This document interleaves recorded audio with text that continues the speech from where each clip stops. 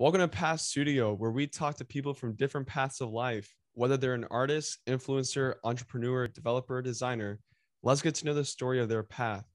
My name is Arturo Montiel, CEO of Past Studio, and I'm joined here today with good friends of mine, award-winning filmmakers, Alex and Jaden, the Torres Brothers. Yeah, what's up? Nice. Okay, so for people who don't know who you guys are, just give us a bit of an introduction. Well, I'm Jaden Torres, one half of the Torres Brothers.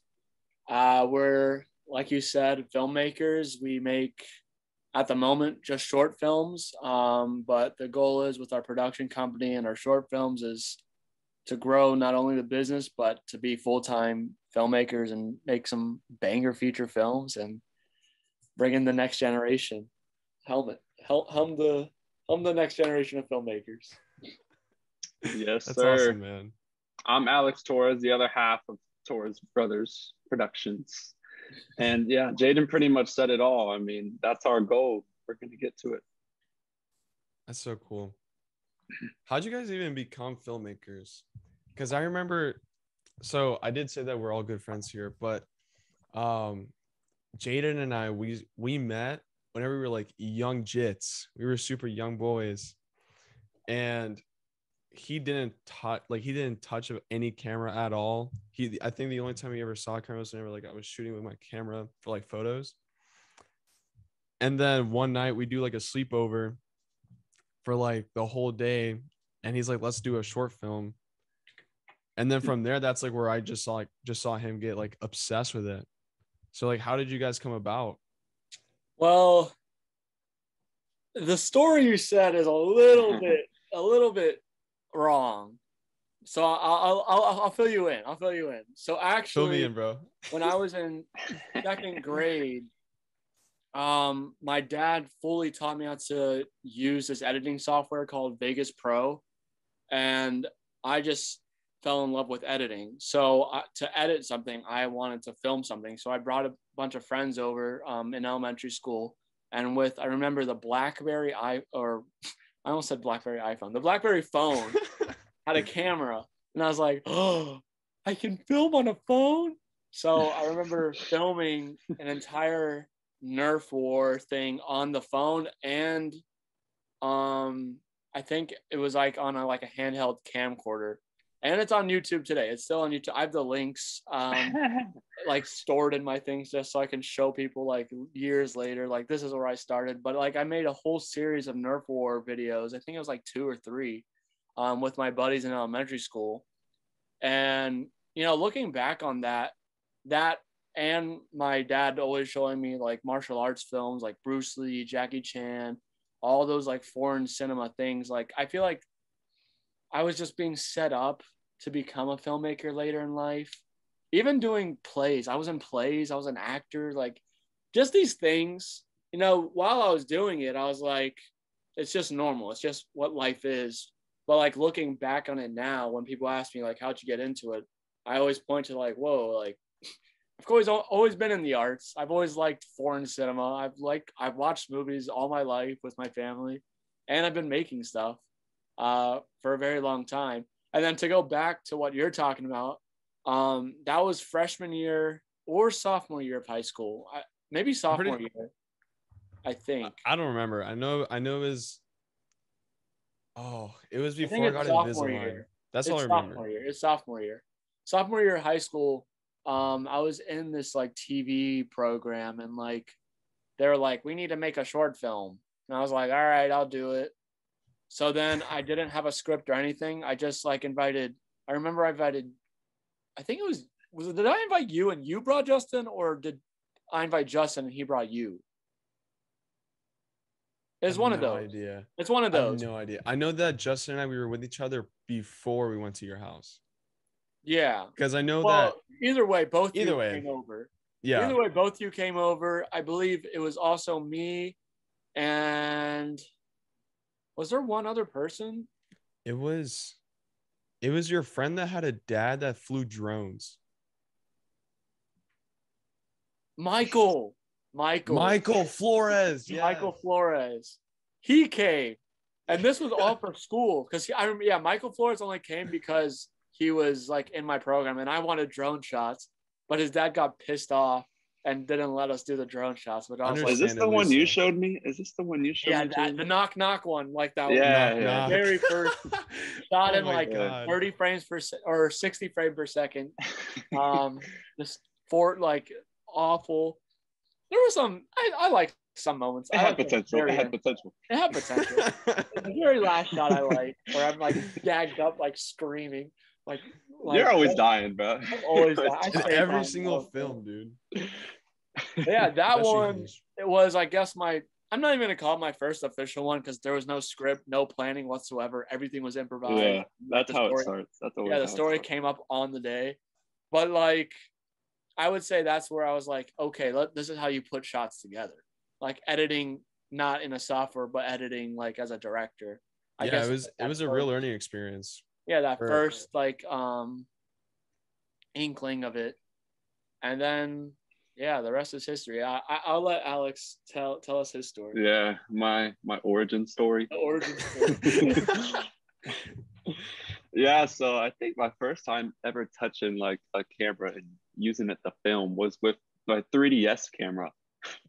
And I would make like these little and I would make these little they had like a little stop motion feature, and I would just take pictures of my little WWE action figures, and they would just be like fighting with each other. And I would make so many of those and upload those to YouTube back in the day. They'll get like no views. But that's kind of just how I was like, this is kind of fun, you know, but nothing that serious. That was just me just playing around with my 3DS. But my first like short film was in middle school, which was when I had to make a little project and I didn't know what to do. So I was just like, I'll make a film just for some reason, just because like, I like making movies and stuff. So I literally made a film with my little brother. It's called Spider Kid. And it's just him trying to save my mom. Is it my on dad's YouTube? the villain. Oh yeah, I still have this thing. It's like 13 minutes long.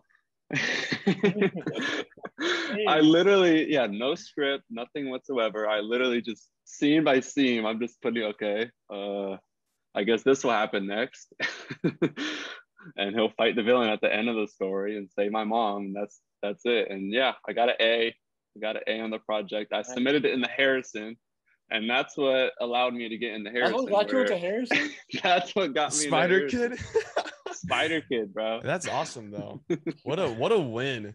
Oh, yeah. Bro, that's how it started. About the Knock Knock one, too.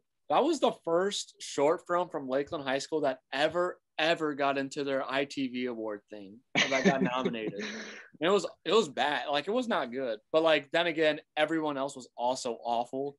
So, like, I mean, it all evened out. I remember you said I got an award, but that's crazy. Yeah, I was like, how the heck?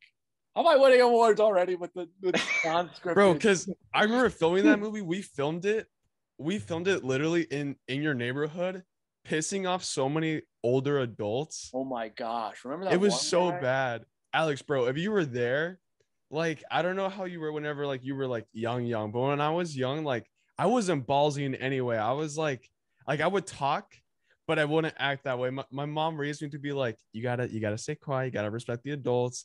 And then Jaden's out here like full on, excuse me, sir, like this is public property, like we're allowed to use it. You don't want to be in the video. Yeah, bro. Like it was like in front of my freaking house. I'm filming. He's like, you guys are too loud, and you can't be filming here. I was like, bro, not only do I live here, it's literally like out in the open, like it's a field, and we're not even being loud. Like we're not even screaming. We weren't even filming him either. Yeah. And then he was like, well, I'm gonna film you. And then we were all like, what? Like, oh yeah, he got our faces with a like, phone and everything. He's like, I'm filming you. How do you like it? We were like, bro, no one was filming you. He's like, I'm trying to take a nap. I was like, dog, it's like one in the afternoon. Like, chill out. Boomer guy. I just imagine Alex just you getting yelled at for recording your WWE guys, like with your 3DS. Just it's too loud. Don't give me the frame. Have you seen those TikToks of like people recording like concerts with the 3DS? Like people are like actually like whipping out the 3DS now. It's like and Blackberries. I've seen it with Blackberries too at at a Yeet concert. Shoot, that might be some new content worth getting into. 3DS. I wonder why that's even coming about anymore. Because I know it's for the memes. Thing. It's like, but it's like, nostalgia. I didn't even know the 3DS recorded. I knew that you could take like, because I have my DSi and my cousin has my 3DS, and with all those like you were able to take pictures and everything like that. But to record a concert, it's just it's just like that, like vintage look, vintage. Not like even like it's just frames. It's just pictures at that point. Yeah, they're just big old pixels, bro. Oh my God. No, that's awesome though that you guys all started at least like with something, because not most of my friends, but a few of my friends that have gone to like a creative field, they were like the complete opposite. Like they never touched it up until like a year or two before they even started, you know, doing it as like their job or something like that. So like, do you like, what's the story for like, do you guys have like other friends that are filmmakers that have touched a camera and like fell in love with it like 10 years later and stuff like that and stuck with it? Or have you guys met anybody that's been like, oh yeah, like they touched the camera and then like 2 days later they were like, I want to be a filmmaker? I don't know about like a 2 day later type of thing, but it doesn't have to be that specific. Our best friend Josh. I mean, our best friend Josh, but he had a similar like knowing he probably would be good to interview, but like knowing him, like he had a very similar path of upbringing like with us, where like he fell in love with it at an early age, and like he knew he wanted to do that. So like, I mean, being around him, like in high school, I wasn't in Harrison, where Alex and Josh were in Harrison, and I just went to Lakeland just cause like I didn't even know Harrison was a thing until, because like they're partner schools, but like they're separate, like they're clearly separate, but like they're right next to each other. So like when I would talk with Josh and stuff, he's like, oh yeah, I'm making a short film. I'm like, really? Like at school? Like, and that's what you do for 3 class periods? And he's like, yeah, bro. Like I just like make movies. I'm like, dude, that's awesome. So I just make movies. Yeah. So like my sophomore year, I was like, only because I knew Josh, and honestly, all my really good friends were all at Harrison for different reasons. Like a lot of them were in the music departments, or like just like that's just how it happened. And I was like, shoot, I'll go to Harrison.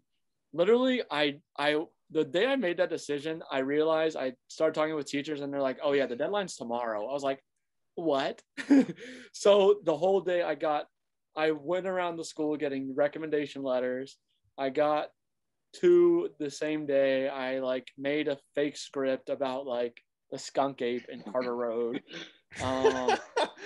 And I think I submitted a music video or something I did, because I was doing like Lil J Splash at the time. And that's his SoundCloud, by the way. You can still find it. Yeah, you can probably still find it. And then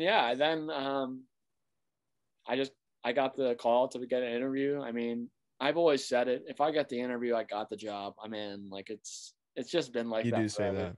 So yeah, I got the interview. I got in, and boom. So yeah. If Jaden wasn't a filmmaker, he would be a music artist. He would honestly, be up there with Travis Scott. There'd be so many things I could be. I mean, I don't even know what I. Yeah, well, like, okay, so if you didn't get into filmmaking, like, what would have been the alternative for you guys? Like, was there an alternative, or was like, even if there wasn't, because obviously you guys have like a company now about video production, like, what could you guys have gotten into? Oh man, I'd probably be like a UFC fighter or something. Something crazy. That is true, because you do MMA, and then also I've been doing jiu-jitsu and MMA my whole life, so I was kind of just like bred because of my dad. Like my dad just kind of got me into martial arts, so like yeah, that and just like short films has been my childhood. Your dad's a lucky dad, because every single dad from like our generation wanted our kids to go into martial arts and become like the next Jackie Chan. Everyone at least like went in like a karate class or something. Oh yeah, I was learning Wing Chun, Taekwondo, early age. Yeah. my dad taught me karate, and then he also taught me like kendo, like with the swords and everything. He was like, "You're gonna become the next Ip Man, the next Jackie Chan," and I was like, I really like Legos. It's funny. I don't know. For me, I mean, I've always had this attitude, probably since early middle school, where like whatever I put my mind to, I can do it. You know, I've never had the idea where like, oh, I couldn't do that. Right. But I would say as of the later years of maybe high school, like senior year, I was applying for fashion colleges. Like I was getting into fashion colleges. So I probably would have been a fashion designer, especially because your fashion's sick. Oh, thank you. Fashion's I mean, sick, yeah, man. I love fashion. I still have a passion for it, and I think my TikTok kind of allows that to grow in itself without me putting a full time into a brand or anything. Plug yourself.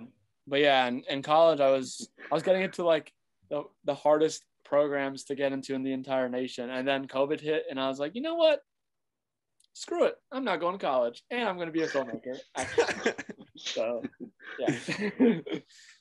And I'm gonna move out to the most expensive place in the country. And when are you guys moving out to LA? I don't know. You tell me, Arturo. Bro, because you guys went to LA, and then instead of you guys coming back like a day or two, like whenever you guys were supposed to, you guys got back like 4 days after the return date. See, we were supposed to go, but then we decided we were just dying to do something creative. So like we had the idea to just like, let's do one last short film here in Lakeland, in Florida. Well, not in Lakeland, but Georgia, around Georgia, Florida. In our general area. Around Eastern, that general area. Southeast. So that kind of halted us in our plans for a little bit. So now we gotta come back. Yeah. Well, also, I mean, if we're being real too, I mean, money. Like we got to save up money to money. I mean, money. That's true. Oh yeah, money. You need money to move, especially to Los Angeles. So I mean, once we're planning to hopefully go early next year, probably in January, because late this year would make no sense because that's the off season for the film industry. Like it's holiday season, no one's doing anything, so moving during then probably isn't the smartest idea. So hopefully, if everything goes to plan and it's God's will, we will be out in 2023 in Los Angeles, hopefully. I am knocking on some wood because I'm Hispanic and we say toca madera. Dude, but that's crazy. I remember I saw a thing on TikTok where it was like, I'm surviving on $90,000 in LA. And I was like, oh, I'm so sorry. You're poor. But you're not poor at the same time. Yeah, right. Dude, no. And then we also have like our friend Noah G, who's a rapper. Didn't he live in LA or he lived in California? No. I mean in Miami. Yeah. And neither, so it wasn't ever California. In Hollywood, Florida. Maybe you got that mixed up. Oh, that's something I got it mixed up. Yeah, I forget crazy. Florida has Hollywood. Yeah, Florida has a Hollywood. He's in Hollywood, Florida. Oh, close enough. Close enough. Same thing. So how'd you guys even start? Like, how'd you guys get into creating a company? Because it's one thing to like be in a school of arts. It's one thing to be in film class. And it's a totally different thing to say, we're not going to go to college. We're going to make an entire video production company and just stick with it. Yeah. That's a totally different thing, man. That's like so many people that are our age don't even think about that kind of stuff. They just think about class, think about a part-time job, or think about moving out, stuff like that. You guys are thinking about a totally different thing, a totally different world. I mean, in high school, Alex and I met, and then that was junior year. And like in the last semester of junior year, we were like, let's team up, let's do Torres Brothers. Like that's just, it has to happen. That's fine. Because we were working on other people's sets, like Josh, and like I went off and did this rando one, which we don't even talk about. But like mainly it was just Josh, and like, you know, that's where mainly us three. Mainly us three. And I mean, for me, Alex was with Josh prior, like on his sets and stuff. But for me, that was like the first time I was like, oh wait, there's a such thing as a dolly. Like that's how they get that shot. And right when I saw that, I remember like right when Josh pulled out the dolly and put the camera on and started pushing in, that's where all of like it all clicked right there. I was like, this is filmmaking. You know, now I get it. Now I get this whole thing. And from then on, then I really wanted to do like our own project. And then Alex and I did EXO. And then the next year we're like, let's keep on going. Let's make it bigger and better. But then we did Atlas, then we did Desperado. Then our final film was Bushido. But during Bushido, that's where like COVID hit. And like, I was making the decision, like I said, to maybe go to fashion school, and I was getting in, I got scholarships, whatever. But I realized, like, instead of wanting to put my time in like designing, because I had like a brand at the time, and instead of wanting to put my time into that, I found way more joy in editing our film Bushido. Like, I would put off the fashion stuff, and I would have way more joy like watching the Bushido play out. Like, I remember I've never teared up when I see like my clothes, like see clothing that I made on the website. But like, the silhouettes. Yeah, like I've teared up when I see like an ending of our film come together. Like Desperado, I was like, when we were in the studio and we were adding in the sound effects and everything and it playing on our big screen, I was like, bro, like there's no better feeling than this. That's awesome. No better feeling of all our hard work and all of our like dedication to this project, how much time, months, money, you know, time with actors, grinding this out, and to finally see it on the big screen, fully color graded, fully sound designed with music. It's just like, there's nothing like it. There's absolutely nothing like it. Yeah. So that's when I decided, I was like, screw, like, I'll come back to fashion eventually later on in life, but I want to like filmmaking is the way. And that was after a lot of deliberation with my parents and a lot of like praying. And I was like, I even prayed. I was like, don't let me go to fashion school. Cause we were about to sign the paper. Like I have to go. And like, I have to. Yeah. So I was like that close, but I was like, God, this is not what I want to do. And then as oddly as it sounds, COVID hit, it stopped everything, gave me an excuse not to go because it wouldn't have been in person, and doing fashion school on Zoom is not it. So yeah. And coming out of Harrison, we already felt like we already had all the experience we needed. Like we knew how to make a film by that point from working for all the past short films. Like we felt pretty confident. So like having to go to school for it wasn't something that we felt like we really needed and wanted to spend all that money for, you know? Oh yeah. I mean, that's why like when I decided I wanted to be a filmmaker, and obviously I was talking with Alex the whole time because we directed and did everything on Bushido. I mean, we were like, makes absolutely zero sense to go to, like, we're already working with professional actors. We're filming in so many expansive locations. Like our films are on a totally different level than everyone else our age except Josh. And like, there's no point in us going and spending money and like essentially wasting 4 years. Because like the first 2 years of like film school, like you're not doing anything for us. I think it's perfect. Don't get me wrong. I think it's perfect for someone that's never touched a camera, never done anything film related. If you want to get into film school is a perfect way to, you know, let that be your play box. You can learn in that environment. You're working on sets, like you're getting that experience. But for people like Alex and I, like it makes no sense. Already. We already got that. We already had that play box. We already had time to mess up. We already had time to, you know, experiment with different genres. Like we started with a literal silent film, and then by the end, we're mixing everything that we learned from the past 3 films into one. So, I mean, then Alex and I were like, well, screw it. Let's make a production company.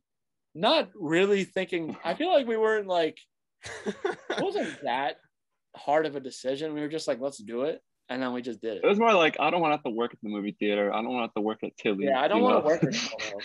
Let's just like, make money doing what we like to do, you know?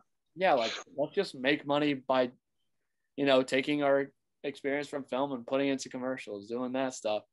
And then starting it was hard, though. Yeah, dude. How was that?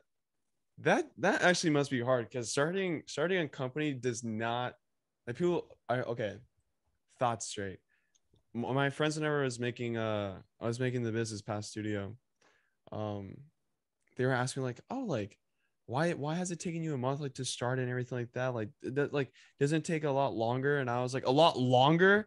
I was like, what do you mean? Like, how long is it supposed to take? Like a month is a pretty long dang time. because you gotta wait for paperwork to go through. You don't even get told, at least here in Florida, like you don't even get told by the Division of Corporations when your company's like created. They just put it up there and you're just supposed to guess. So like just to start a production company right after high school, not have the security of like going to college, or like, okay, like I'm still a kid, I don't have to do taxes and stuff like that. Like, how the frick was that for you guys? It was a learning experience. That's one way to say it. I mean, when we started, we only had short films. So we had no commercial thing to show anyone. So like, imagine trying to land a commercial job without ever doing a commercial. Like it's very challenging. So we kind of just came up with creative solutions. Like I think our very first job ever, which hopefully the IRS does not see this, but it was like for $75. But we were not an LLC for the first couple of jobs. Yeah, we weren't official yet. We weren't official for the first couple of months. We were just trying to do it through Cash App, so it's legal. Yeah. We were trying to garner, I guess, a portfolio. Right. So our first job was like some baseball video. Like it was just a kid that needed like, I guess his highlights film for college. So that's it. That's all we did. And then next, I think our first big one was Harley, where we literally just went up. And we went for like at least we'll do a video for you for free. At least 2 weeks, we were driving all around Lakeland, literally knocking on doors, walking into so many dealerships, walking into real estate companies, walking into any commercial business that was in Lakeland, really, and just saying, hey, we just started a production company. We're award-winning filmmakers. Just to get our portfolio up, let us do a free commercial. And it's honestly kind of wild looking back on it, how many said just no or did not respond. Like it is crazy. They missed out so heavy. But then finally, shout out to Harley Davidson, because I mean that's what really put us on the map. Like they're like, yeah sure, we'll let you do a commercial for our new electric motorcycle that just came in. I was like, thank you. The commercial, okay. I'm not biased in any way, shape, or form. I consider myself a pretty blunt person. The commercial was sick.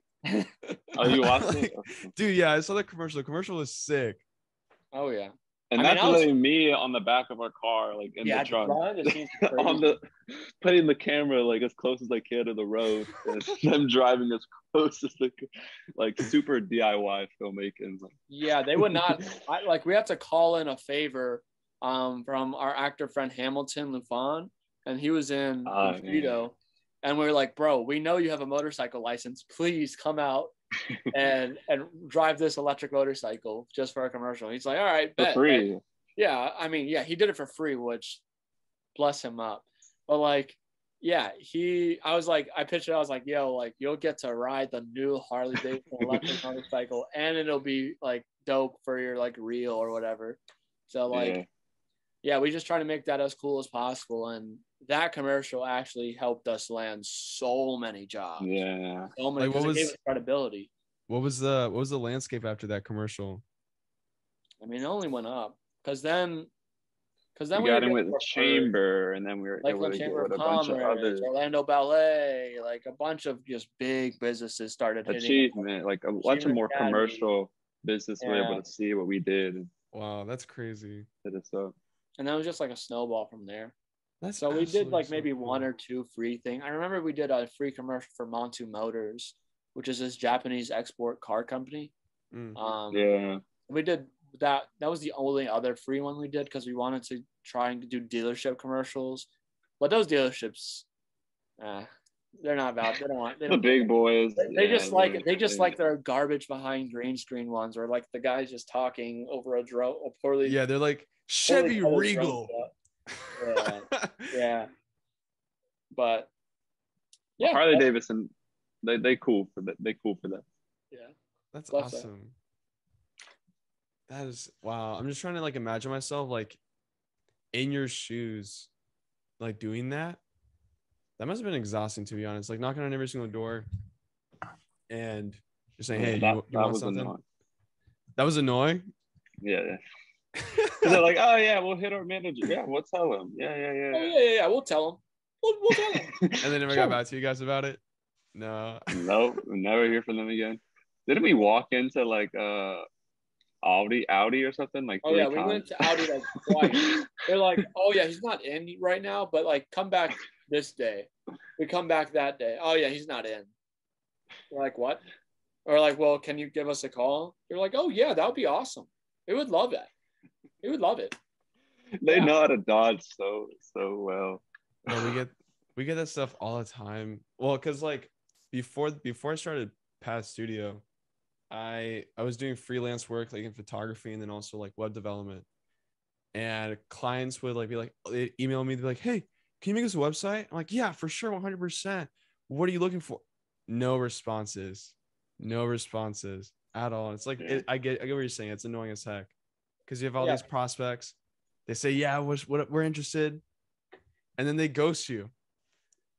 Well, it's honestly, I see it as like, I mean, I like all the experiences we've had making a company. Like we've learned so much on so many different levels. Sure. And like just doing so many commercials and stuff, like our workflow has become like so streamlined. Like so when we can do a short film or like these skills are all embedded into like what we actually want to do. So like it's just, I appreciate all the things and like all the no's we got, like facing rejection all the time from these companies, never hearing responses. Like, I mean, it's never really had a huge effect on like my mental state or anything, but like it's prepared. You know, I'm prepared to get triple the amount of no's when we're in the feature film industry pitching our script, and every company's probably going to say no under the sun. But you know, screw it. We only need one. We only need one of you. We only need one of you to give us money. Yeah, so. That was my mindset. We just need one. You know, we just need one. So having that just in the back of our brain, like honestly, like it prepared us, like I think for the future. So it's probably good that we got all those no's. So no's are good. No's are good things. Those are a good thing. I absolutely love that. No, I really do love that because so many people, bro. I'm gonna keep mentioning so many people because I'm not gonna name names, but I do have like more than 35 people that I personally know that want to start something and they don't proceed to because they're afraid of rejection, or they're afraid of not succeeding, or they're afraid of doing what you guys are doing, which is like bootstrapping your way up and then being knocked back down by like a no, but like not getting back up at all. It's just so sad. And to be able to like have friends that have gone through that, have like good heads on their shoulders, and being able to say, no, like we went through the rugger.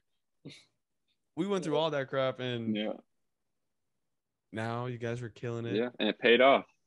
It's paid off. Yeah. You just gotta take the leap of faith. You just gotta do it. You just gotta do it. I just see it more as like, we only have one life. I always say this. I always say this to Alex. I always say it to Josh. I always say it to my friends that like I care about. Like, we have a singular life on this planet. Maybe max 85 years. If you're lucky, more. If you're unlucky, less. But why in God's universe would I want to do something for the rest of my life that I do not want to do? I would rather full send and die trying, knowing that I went my hardest ever and I kept on making films to the day I cannot breathe anymore or I lose my eyesight or something crazy. Like, I want to know that I tried, and I want to know that I made art, and I want to know that I made an impact in maybe just one person. Like, I want to make it for myself. Right. And like, I'd rather do that and live happy and like, and just feel like I'm living in my God-given abilities and God-given talents every day, than sacrifice that and do something that I do not want to do. And I feel like that's the only way to live life, in my eyes. Like, there's no other way that I can go about it. Like, if I'm struggling, if I'm living on the road, but I still have like a camera and I still am able to make a project and 2 people see it, like, that's awesome. Like, I got to still make that project. I still am grinding it, which I highly doubt I'd ever get that bad, God willing. But like, I'm just saying, I'm ready to just risk it all. Like, I want it.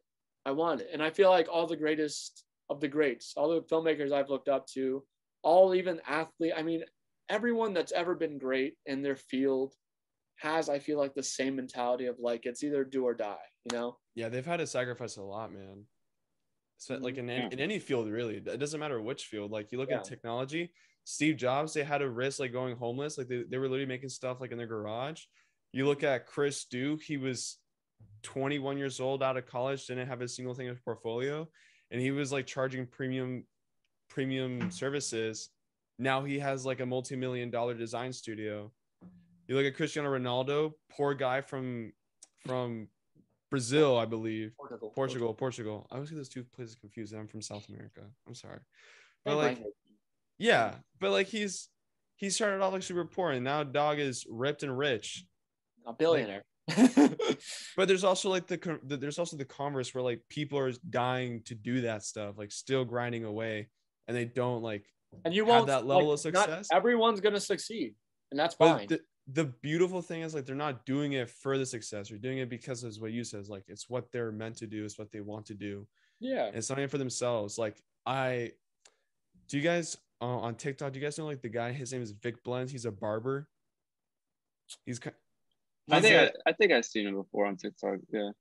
He's fully tattooed. He's super like, I don't want to say ghetto, but like he's not status quo, I guess is like what you would call it.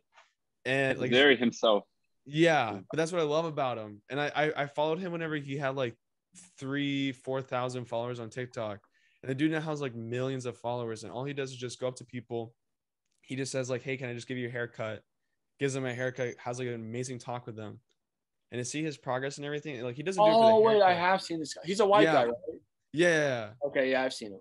Dude, seeing people like that, oh my God. It's just absolutely gorgeous. And then being able to talk to people like that, such as you guys, like it's such a great experience, honestly.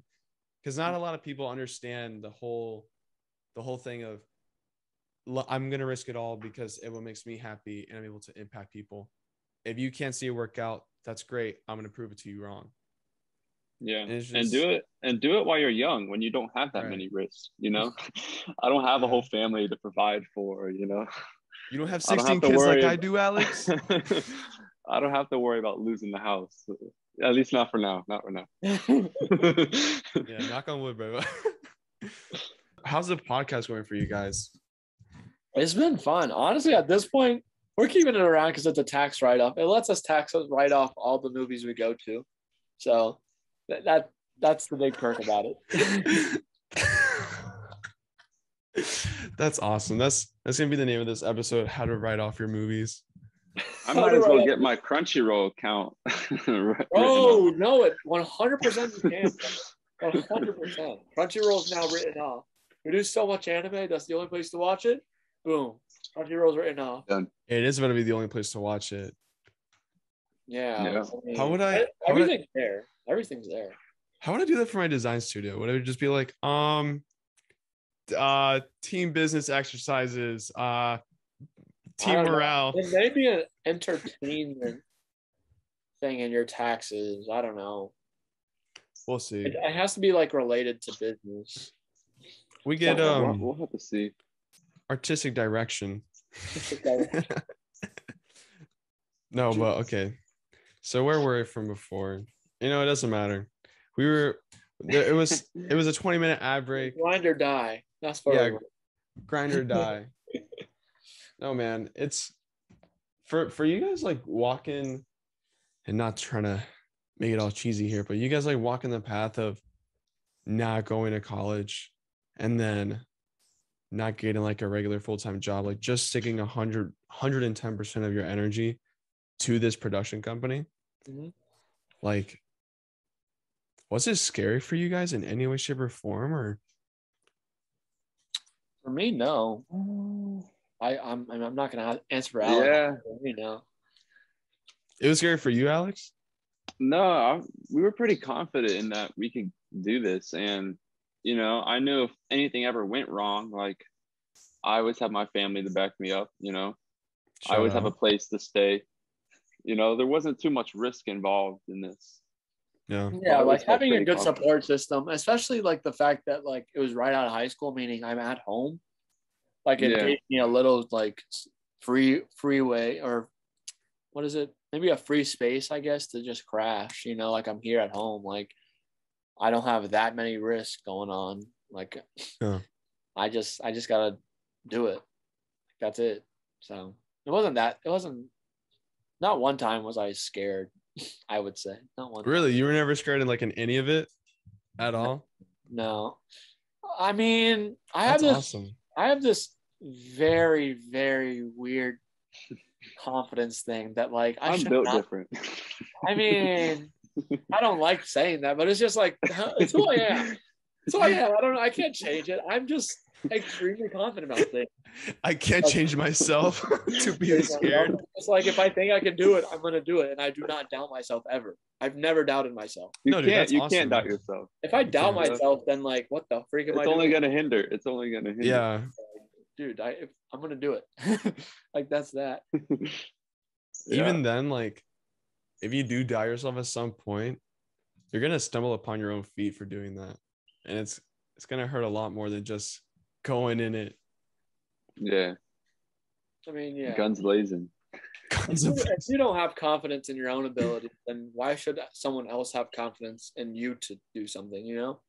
Yeah. Clipped. Facts. Clipped. Facts. That is clipped. That's going on the TikTok. Xbox clipped that. It's true. Like, if you can't take pride in your own work, then why should I hire you to do something? If you're not, if you're scared to even talk about it or scared to, I don't know.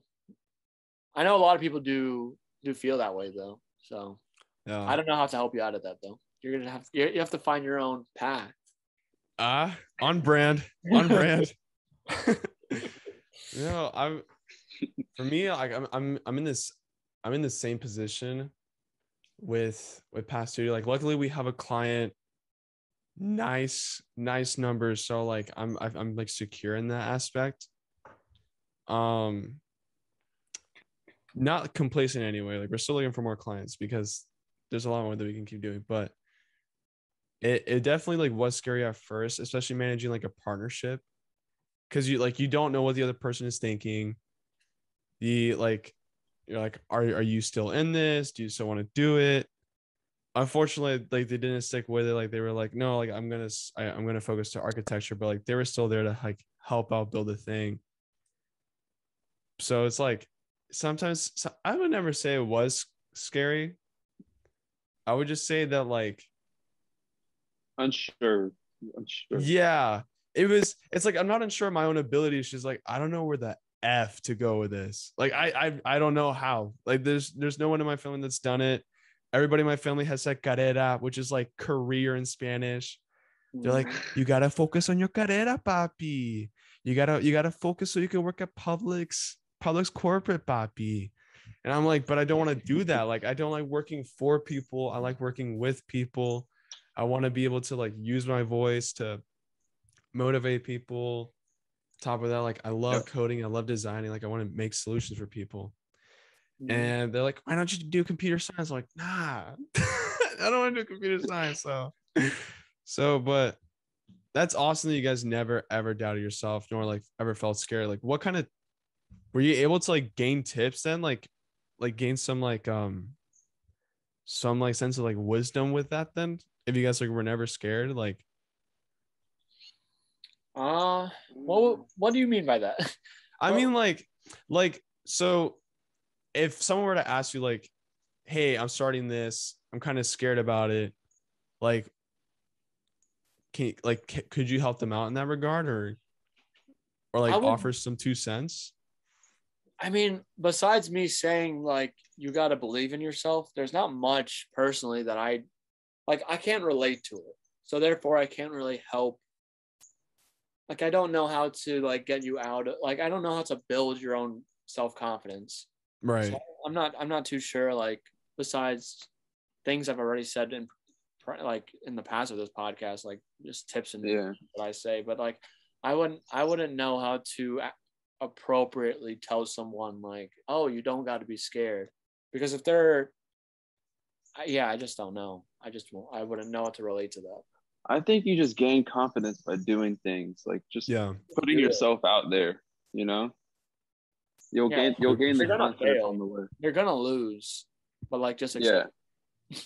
That's life. Yeah, and being okay with that, you know. That's life. Like that's true. Well. You gotta learn from all the good and the bad. Oh, yeah, and people are gonna talk. People are gonna be like, saying things. You just gotta. Oh yeah, you're definitely gonna have to. It's an uphill battle. 100%. Yeah. Like people saying like it's like, oh, how's your little video production company going? You guys still making movies?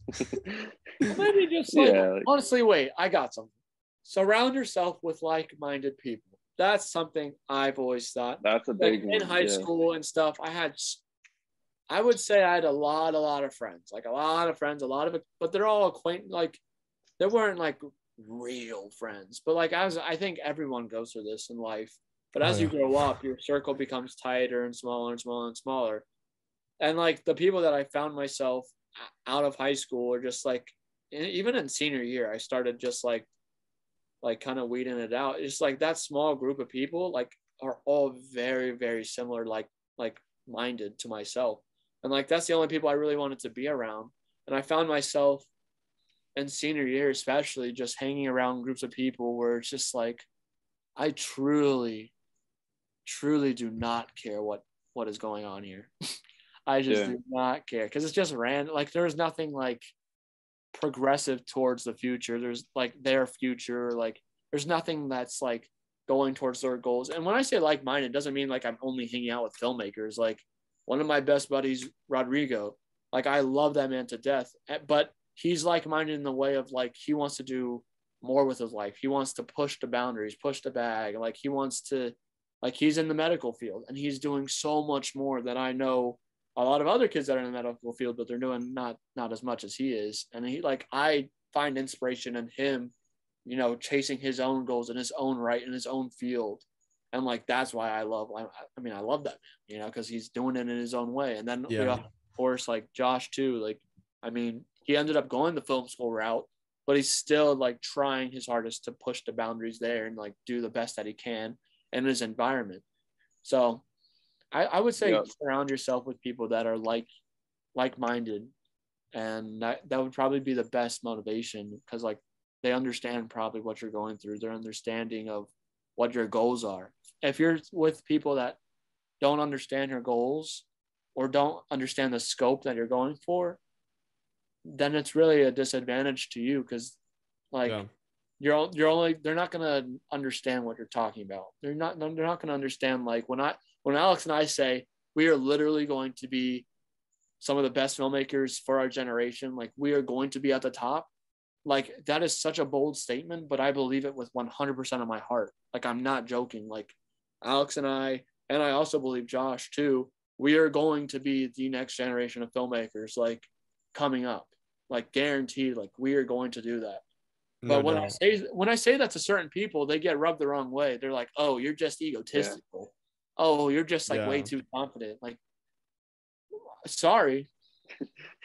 I don't know what to say. Sorry. It's happening. Whether you like it or not, it's happening. Like, that's that. Yeah. And I've been calling it. This is also video proof here. I called it from day one. I always know. Could you say that you're inevitable? It's going to happen, baby. It's going to happen one way or another. One way or another, it's happening. In my 30s or in my 70s, it's gonna happen. It's gonna happen eventually. Like that's that. Wow. I feel offended. No, I'm just kidding. Oh God. No, dude, that's definitely the kind of confidence you need, especially whenever a lot of people are around you. Because like the hardest thing that I've seen with many people is the thing that like you were taught about surrounding yourself with like-minded people. Because whenever you surround yourself with your friends in high school, no one's thinking about, I want to open up my own business after high school and I'm going to do this stuff right now. Nobody thinks about that. They're like, dude, I just got accepted to UF, or I got accepted to this university, or like nothing wrong with it. Yeah. No, there's nothing wrong with it. It's just a path that you want to choose. Yeah. It's just a really like seldom path for people to take, and there's not a lot of people that are in that share the same mindset. And unfortunately, like because you want to surround yourself with those kind of people, you start to lose some of those friends, and it can really weigh down on you, like mentally. At least, like I don't know if like I know, because like you said that in high school you guys were starting to like filter out some friends, you know, like, oh, these are my homies, and then these are like the acquaintances, like NPC. Well, it wouldn't be like you're not my friend. It was just like a natural thing. Like it wasn't like right. I subconsciously made the decision like you're not my friend anymore. No, it was 100%. just like that's just how it happened. You know, that's just like the way life goes. You just because everyone's focusing on their own thing, and like if you're not like in the same path in some way, like in some aspect or another, like it's not gonna come about. Which is like, because whenever I got out of high school, my only focus was college, just university. And we weren't even friends. We were not that close to friends back then at all, like in any way, shape, or form. And then coming this year, whenever I was getting more into okay, let me try it out. Let me try it out. I've been working with clients. I've been freelancing for like 8 years now. Let me just try it out. On brand, our paths aligned. Yeah. And we all became like friends again, which was like super cool. But like, it's just really hard to find this group of friends. I wish. Do you guys know there's like an app, like a Tinder app, where it's like, hey, entrepreneurs only. The like-minded individual Tinder app. Right. Swipe right. Swipe left. That would be freaking cool. Develop it. Yep. Yeah. Sure. IP on my guys. I'm writing it down. I don't know. I don't think that's a thing. For entrepreneurs. Hold on one moment, Jaden. Writing down $1 million idea. I'm just kidding. Hey, I want my 2%. I want my 2%. You guys will get the royalties. I don't know. I kind of like things being a natural thing instead of it being forced. That's just my thing. Like I'll hit people up if they're doing cool stuff, but I'm not a big guy where I'm like, I don't enjoy just being shoved into like a chat personally, like with just like other people that are also doing things. Like I just don't. Is this a call out? Jaden? Well, I'm just saying like personal experience. That's just not how I like it. I just kind of like being like, yo, like that's dope. Yo, that's dope. And not being like, hey, we are all entrepreneurs. Let's convene.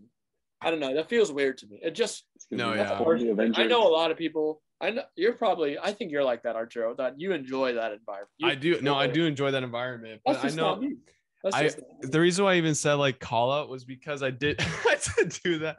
I was like, wait a minute. There's a lot of similarities across these 17 different people. Let me just force them all in one group chat and see what happens. Nobody talked except for like one guy. But yeah, I don't know. That feels weird to me. That feels weird. No. And like even then, like I don't do that anymore. Like with group chats, it's about like we have like an anime group chat between the three of us. That's that. I don't have an anime group chat anywhere else. When it comes, bro, because it's just different. And then like when it comes to like entrepreneurs, like I prefer to talk to them on one-on-one instead of like in a group. Yeah, me too. Group setting. Yeah, like I like building real relationship. To me, it kind of feels pseudo when it's just like, all right, it definitely does. And like for those like who have like Discord servers that have those kinds of group chats and stuff like that, it works out. But I just think like personally speaking, like I tried doing it with the people around me, didn't work out. I saw that I didn't like it.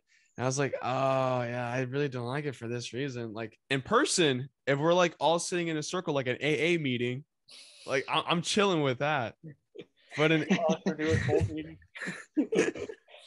but like in any other way, shape, or form, like it's really not for me. For me, I like building those personal connections. I like building those things. I hate the word networking. Things like this where we're just all kind of talking. Yeah, you know? I love this.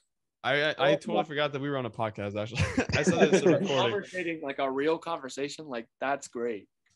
That's all it is. That's what it's about. People. That's especially like nowadays, bro. Like people are just saying like, oh, I want to network so I can like get my work and get my net worth. And I'm like, you sound like a LinkedIn advertisement, and I hate you. Like, do not talk to me in any way, shape, or form, bro. Because it's just like you should. You. It's just bro, you just want to build a genuine relationships. Like it's just not fair for you or to them. Like what's your guys' opinion on that? Like networking, yes or no? Well, networking is essential. That's what I'm saying. You have to do it, but there's a way to do it and there's a way not to do it. Yeah, don't make group chats. But I mean, networking is, essential, especially for Alex and I being filmmakers. Like when we go to film festivals, like talking to people that make other films, talking to people that are in studios, talking to people that have funding to make cinema. Like we have to talk to them. Yeah, we have putting yourself out there. Like if we don't talk to them, how are they gonna know that we're next up? Like how are they gonna know that if I do speak? I have no problem speaking to people in person. It's just like I find it odd in certain situations, or like when it's like extremely forced. But if I like genuinely like your work, then me saying, "Hey, I really like your work," boom, that's an easy networking start, I guess. Like if you genuinely like someone's stuff, just say it. Just tell them like, yo, I like that stuff. Because other people, I know myself, I like when people say, hey, I really like your stuff. Like that's cool. I'm glad. But when it comes out where it's like, yo, let's grind together and let's take over and I've never collaborate. I've never met you in my entire life, and you don't even know any of my short film names. Like, what are you talking about? Did you make Sushido? Sushido. Did you make Bexo? Bexo. No, man. Yeah. It's something about being genuine, because we here like at the studio, like we've had it's a different thing because we don't have like film, we don't have like code or design freaking film like festivals or stuff like that. I wish we did. That'd be really cool. At least not any that I know of.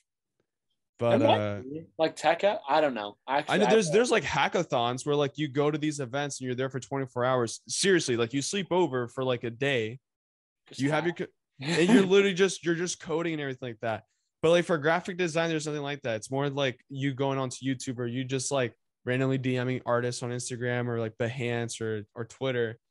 It's that kind of stuff. But being genuine is such a big difference, because we've had people with Justin and I, where by the way, for those who don't know, Justin's one of the people that also built Pass Studio. He's one of the original CEOs. Where is that man? Why is he not on this podcast? Where's so that? he does am I on the spot? No, he just doesn't want to be on the podcast at all. And then also he is going to be going into architecture school. Yeah, so he has to leave Path Studio for that. Dang.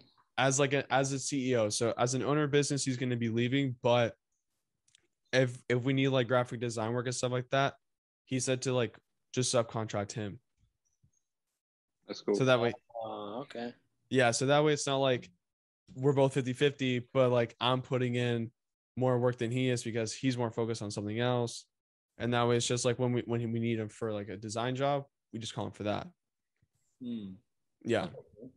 So yeah, like it was really nice. It wasn't like any drama or anything like that. It was very like, okay, bro, like I want you to go and focus on the path that will make you happy. Do it, bro. He's like, I thought you were gonna get mad at me. I was like, dude, why would I get mad at you? Like, that's pretty ironic. Our company is literally about like following your path and helping people on it. So just go for it. That's good. Yeah, man. It's just it's about friend first and then business. Le friend. Yeah. Yeah. There's amigos. But the royalties come first. No, I'm just kidding. But no, bro. What would you guys say is like your proudest moment, and then also like your most, if you have one, your most disappointing moment? In the business, or yeah, for like you guys individually. In business, or literally in like ever? Or I guess like life or like business. Well, both. We'll start with business. Well, honestly, I wouldn't even say my proudest moment would come from the business, I guess. I mean, let's just say like in the business, maybe like film, like a film achievement. You would say. I'll give a couple. Okay. Yeah.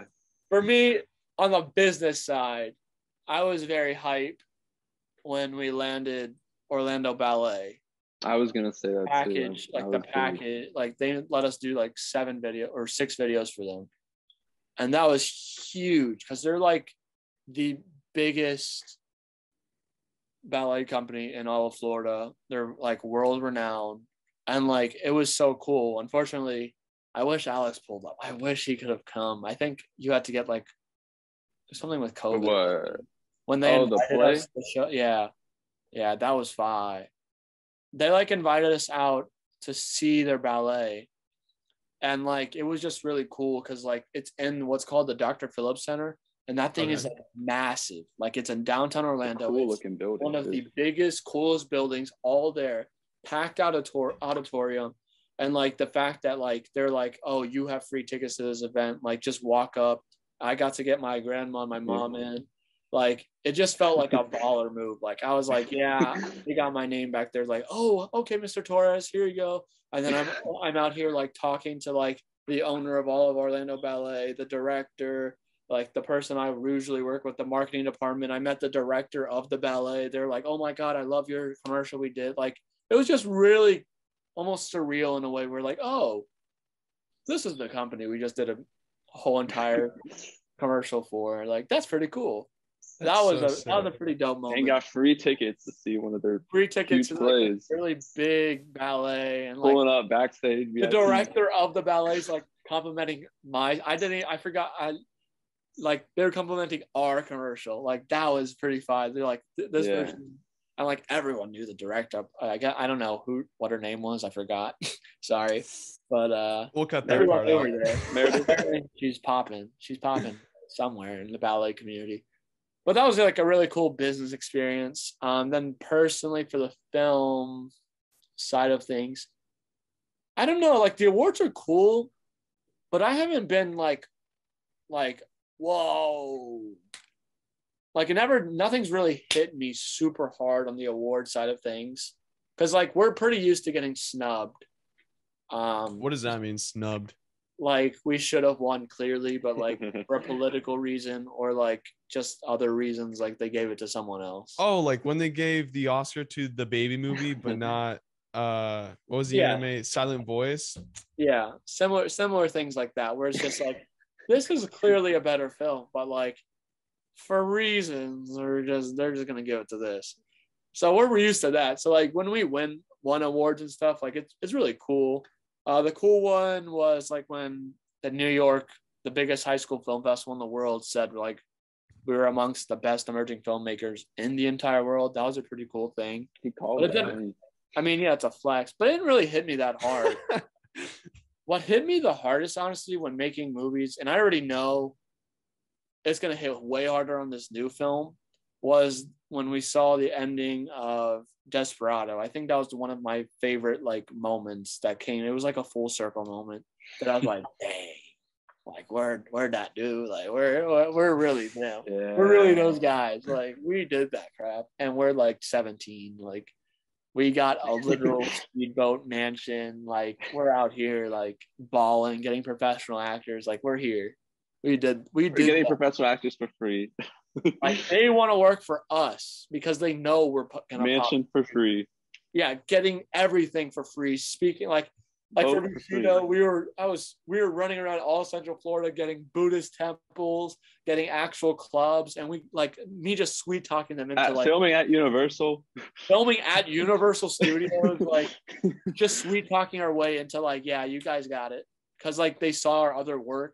Like those are some proud moments where it's just like they see the potential, they see the talent, and they're willing to be like, go for it. Like that's really cool. I already know it's gonna be insane when this film comes full circle. Oh yeah. But Alex, Yeah, I mean, each film is its own big achievement. Like each film just kept going up and kept raising the stakes and just kept getting cooler and cooler. So I guess maybe just this last film, getting to work on this last film, getting to use like a legit cinema camera for the first time was like, oh shoot, like I'm getting closer, you know? We're working up the chain to mastered it in like a day. Dude, yeah, oh my God, that was impressive. whenever we were in Georgia and we picked up the camera, and this man is like, Alex, you were not talking Let's do a to film anybody, test. bro. We were at night. It was nighttime. It was like, oh, we're doing a film test. I got to figure out how to do this for the next. We figured out all the settings on the 2-hour drive back. You were just in the back of the car. Yeah. I would ask Alex, like, bro, are you happy? He would just look at me like, yeah. Yeah. It was so cool. Like it was so cool. It felt surreal.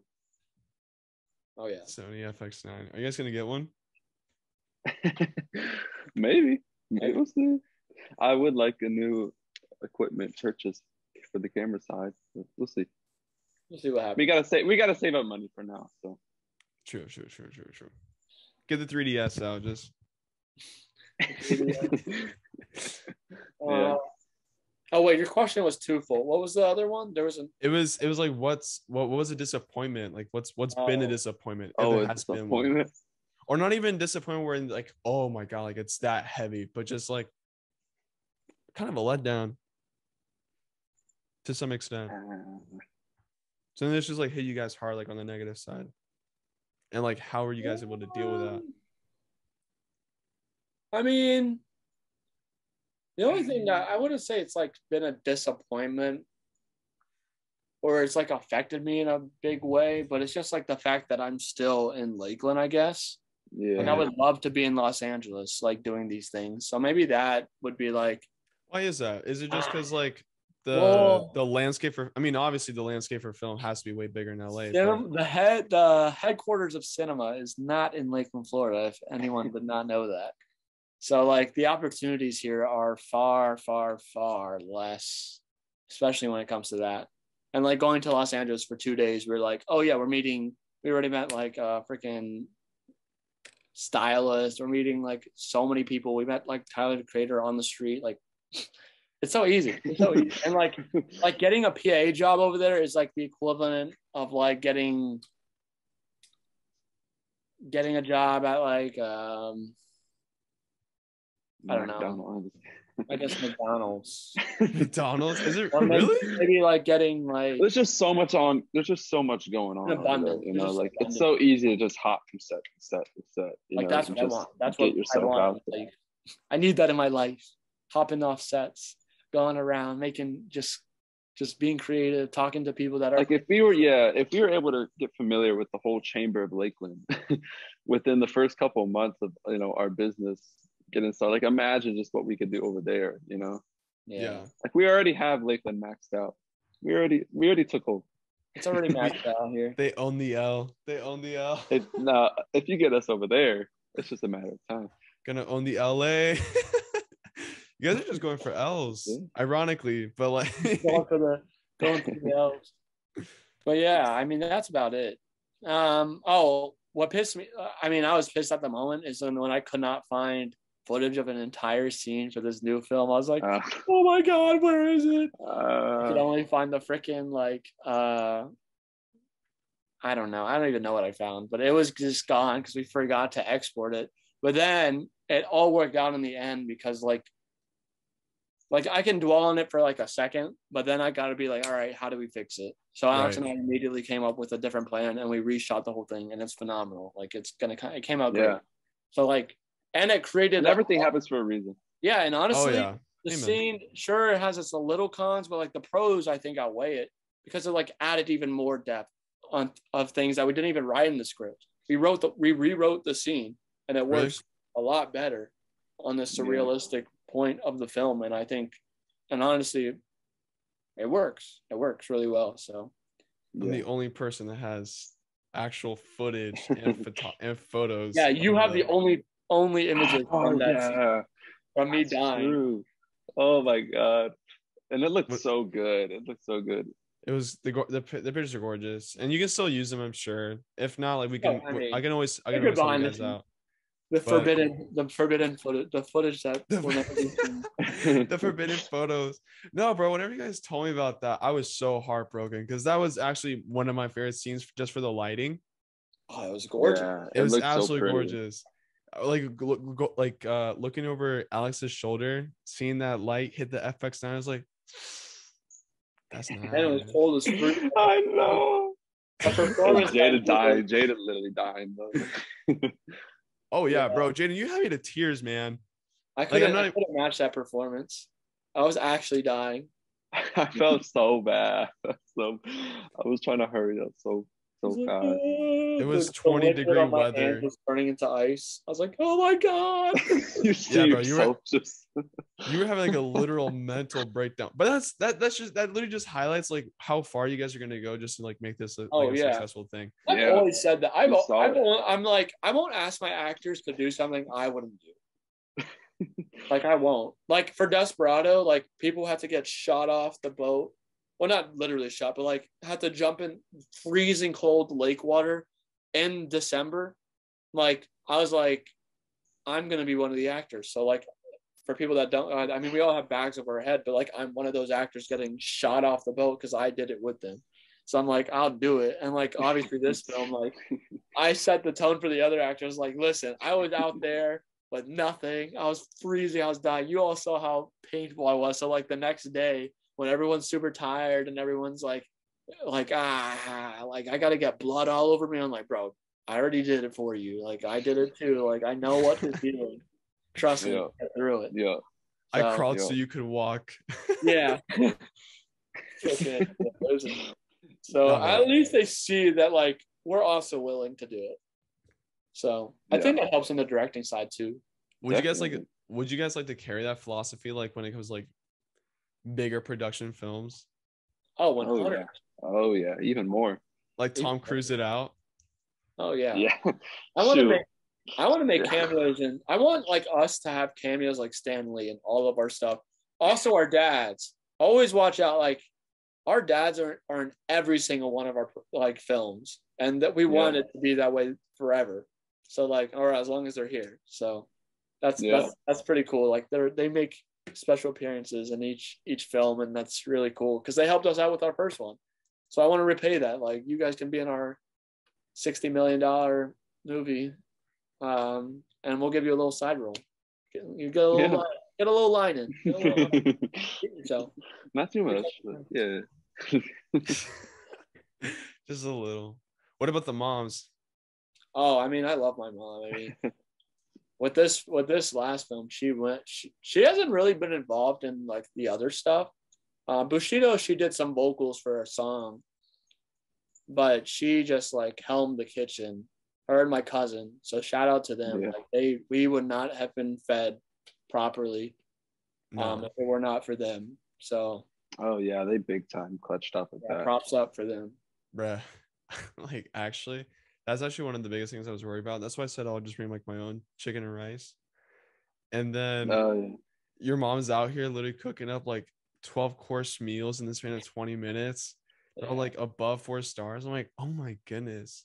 Yeah. And we had a whenever coming back from Georgia back down here to Florida, we had like a heart to heart about that. Like how grateful we are for the support of our families. Yeah. It was super lucky. Lucky spawn. Me and Alex always say that. We got a lucky spawn. We got a lucky spawn, yeah, for real. Lucky spawn. I'll admit it, yeah. Yeah, man. I mean, not only did we get great families, but we're like in America. Like that's a great spawn in itself. So might as well make the most of it. That's what I'm saying, man. That's what I'm saying. Like people, they're so quick to complain about stuff, and I'm just like, you can complain about it. Like, I'm not here to invalidate your feelings, but I'm just saying, like, there's someone out there that would die to be in your position. So, like, make the best out of it. To just live here. Like, so lucky. Yeah. So lucky. And I don't take it for granted. So, like, being in a position, especially like even being in a position in America where you don't have to worry about coming out of high school, going to college, and getting a job at the same time. Like, where you have the freedom to be able to be home with your family and then still like pursue your career, pursue your dreams in the manner and path that you want to take it in. That in itself is a lottery. Yeah, I don't know about are you second generation American? Who immigrated here? Dude, I don't even know how the frick that works. I immigrated. Like I was born in Venezuela. Yeah, I was born. Oh, so then you're first gen. So I was born in Venezuela, and then I became a citizen in 2013. So like we got here in America in 2004. I became a citizen in 2013.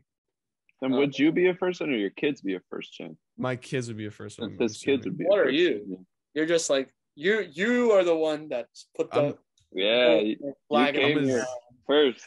I'm the 0 gen. Holy crap! No. Yeah. Yeah. Because there was a coding project I had to do, and it was like talk about like your family, and I put like I'm the 0 gen or something like that. You're the 0 gen. Nice. Yeah. I think I'm first gen or second. I might be second. Did your parents? Second. My parents did not come, but their parents did. Oh, okay. Yeah, then you're the second. You're the second. Which is kind of wild because like I've only known this, so I feel like I've always been here. But like if you really think about it, I've only like my family's lineage has not been in America that long. Mm-mm. Way less than 100 years. Crazy. Probably 50, 60. Yeah, it's weird to think about. It is so weird. Like, dang. Like, what if we were born in Puerto Rico? How different would our lives been? Oh. Or like Colombia. Or Colombia. Yeah. What if you were born in Colombia? Like, I mean, God forbid, like we'd be poor, but we would be like going on bikes every single day to school. Yeah. Totally different. It would be totally different. Our lives would totally be different because Alex, where is your family from? They're from Puerto Rico. They're all Puerto Rico. Puerto Rico. Yep. I have friends I would have been from, on that island. Yeah, bro. I have friends from Puerto Rico that aren't even like American, like they've lived on Puerto Rico their whole lives.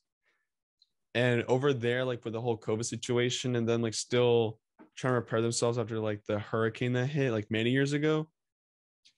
It's insane. Oh yeah, it was bad over there for sure.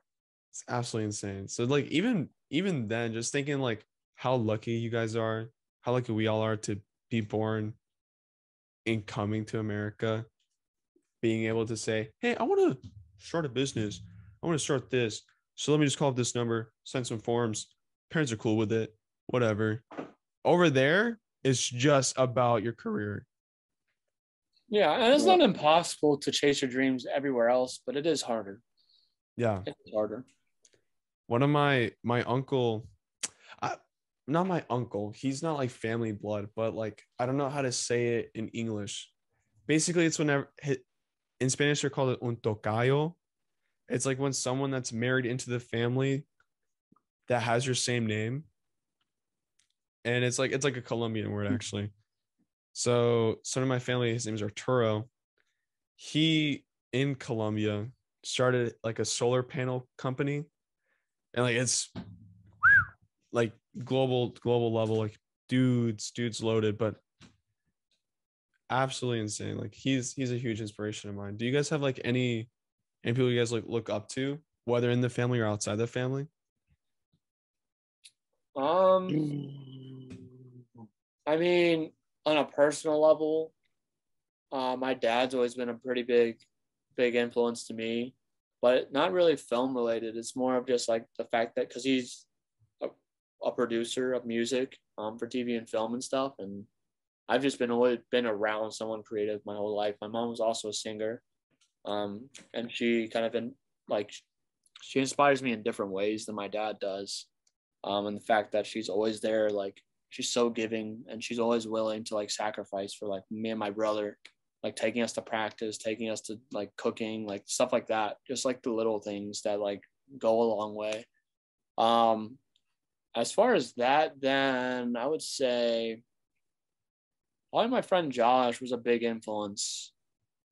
Josh Rannick was a big influence, especially coming into Harrison, coming fresh into that environment, and getting to see him because he was already doing it for 2 years prior. So seeing someone at his level, and that's the first set I'm ever being exposed to is a Josh Rannick set. I mean, that's really dope. So I would say those are my influences. Besides like the God tier filmmakers. Yeah. I think working with Josh, like within the first couple of years in the high school was like, oh shoot, I could actually make this if I just put in all this effort, you know, like if I'm really committed to it, like I could actually do it. It's like working with like that man was on it day one. Like, I'm gonna direct, I'm gonna make daddy. I don't care, you know. Like, he was on that wave, and I saw that, and I was like, oh shoot, you know. Yeah. I mean, going into it, like my head was still like I didn't understand how actors work. So like going onto his set as the first set, and he has professional actors, my brain did not allow me to have any other option than like, oh, this is how it is. Like, that's how it is. You get actors, you get locations, you do this, you put in this work, you buy, you do, like, that is it. So like, if I would have went on someone else's set in the film program, like guaranteed different outcome, because all the other sets, no shade to them, but like they were not on the level at all. Like nowhere even. I was on one of those other sets first. And I was just like, that was just kind of the beginning of the Harrison program. And I was like, like this is okay, but like there's no passion behind it. When I finally got on Josh's group, it was like a whole different world. I was like, what in the world? Like, only this man is doing it like this. Like, no one else has the same amount of passion. No one else cares. But yeah, going on to like him not only being a close friend prior to that, but like that being the first experience, I was like, all right, that's how it is. Done. So, like, there's no other way to do it. Josh. Shout out to Josh. I love that man, and I wish him all the best. But yeah, Ceramic Films. Shout out to Ceramic. Yeah, big guy. That's it. That's all. Okay. No, that's really nice, man. That's really nice. I miss Josh. Josh is a good kid. Mm-hmm. Yeah. Okay. No, yeah, good kid. But good kid, man. Got a full beard and dreads. Dude, yeah, what the freak? Bro got out of high school and he became a man from Olympus. From Olympus. He looks cool. I like his look. Oh. He's vibing. No, yeah. He looks sick, bro. All right. Do you guys like have any last words? Not because you guys are gonna die or anything like that. Jesus. What are your last words? I'm like, shit, I never thought about it. If you were to die today, do you guys already have like what is your final message? Yeah. What would you guys eat? No. Like if you guys could offer like one piece of advice to somebody that's in the position of where you guys were, or where someone that would be listening to this, like what would it be? Like, if it could be anything, it'd be like eat cheesecake or something. I don't care. It's not for me, it's for them. So just follow your, do what makes you happy in life, and makes the most of it. I don't know, at least I will. Whatever makes you happy, I would just say go for it. Live, laugh, love. I know it's kind of cliche. No. It's a beautiful message. A lot of people just make it cliche, but I mean, there's a reason why it's cliche. Like, I'm trying to think of something that I haven't said already, and it sounds cool, but who cares? I'm drawing a blank, so I'm just gonna say. Well, actually, okay, I'll say one thing that has nothing to do with chasing your dreams, and it's just like a thing I live by. It's why stress when you can finesse. That's one of my why stress. You can finesse. When I was in middle school, I made it up, and it's always helped me. I have not stressed since. Why stress when you can finesse? It can suck for like 10 seconds, and then you're like, all right, well, how can I finesse the situation? How can I like make it better? So why stress when you can finesse? Yeah. Words to live by. And just full send it. Like full send. Full send. Who cares? Just do it, man. Full just send. do it. Yeah, Let's make a movie. We'll make a movie. You want to be the best, be the best. Oh, actually, this is what I'll say. You can cut that if you want to. I'm not going to cut it out. I'm going to keep all that in. Think of it like this. Generations are always moving. There's going to be the older generation. They're all going to die. Everyone you look up to is dead. Martin Scorsese's going to die. Who's going to be next? Think about it. Who the heck is going to be next? I'm only 20, and I do not trust any other 20-year-old to carry the legacy of cinema besides like I said, Josh. He's the only other guy I trust in this, besides myself and Alex. So, like, think of it in your field. Who are you going to trust to be the next generation? Someone has to do it. There's going to be someone. If it's not you, then it's some other person. Might as well be you. So that can apply to anything. I tell my little brother that. That's true. He plays football or soccer for you Americans. It's football on this podcast. It's football. Yeah. Like, I tell that man all the time, like, who's going to be the next generation? It's got to be you. That's it. If you put in the work, you put in the effort, you put in the time, you make your craft yours, and you bring something fresh and you learn from people, you take inspiration from all the greats and you make something into your own, then you're the only one that can carry on that legacy and carry on the future. The torch is always passed on. Like, you might as be the next bearer of that torch, you know? Beautiful. So, beautiful. There you go. I just got to clean it too real quick. So good with words. Bro, so eloquently spoken. But all right, you guys have the last 30 seconds to just plug in whatever you guys want to plug in. Go. Hey, go follow Torres Brothers on Instagram. Hit up the Torres Brothers podcast. Torres Brothers TikTok. The TikTok is the Torres Bros, I believe. Instagram is Torres Brothers Productions. Torres Brothers podcast on all platforms. We do film, anime. The boy Arturo is always on the anime podcast, and they're always great times. Definitely check that out. And be ready for our next short film and our future films. And honestly, this get on the wave early. Might as well. Yeah, be on the wave early. And honestly, this interview is cemented in history. It's cemented in history. Like, 30 years from now, kids are going to come back to this and be like, yo, that's how they started? This is how they were when they were 20? And I want to be like, yeah, that's how they were. This clip is going to play. This clip's going to play. This is going to play at film schools. They're going to be like, dang, those boys were different. So that's awesome. All links in the description. Everything is in the description. All righty. It was a pleasure, my guys. Yes, sir.